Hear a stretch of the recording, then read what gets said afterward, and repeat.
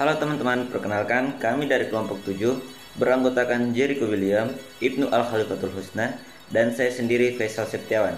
Di sini kami akan menjelaskan materi mengenai penyusunan pelaporan laba rugi dengan baik dan benar.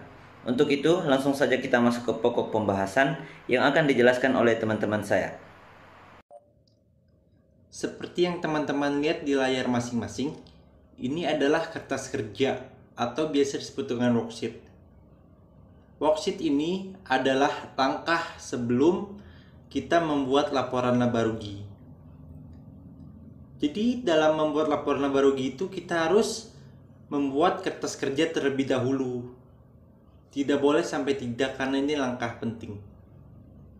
Setelah kita membuat kertas kerja dan hasil akhirnya itu balance atau sama, baru kita lanjut ke laba rugi.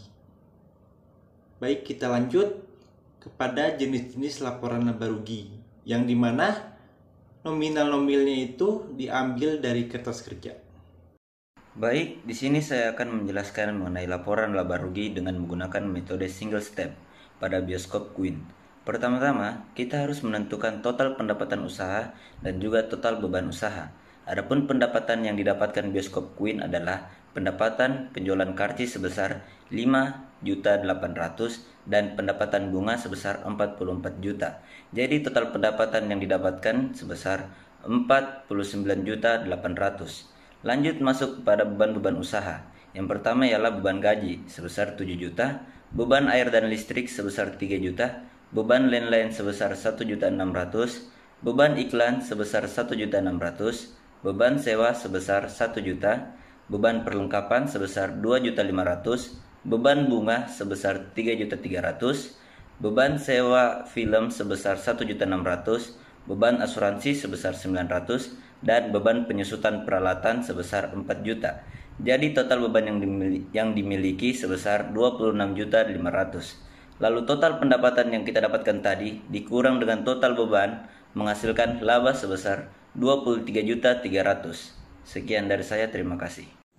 Laporan laba rugi terdiri dari dua jenis, yaitu single step dan multiple step.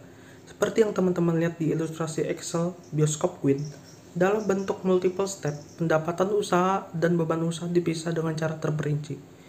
Pendapatan usaha dan beban usaha dipisah dengan pendapatan dan beban di luar usaha.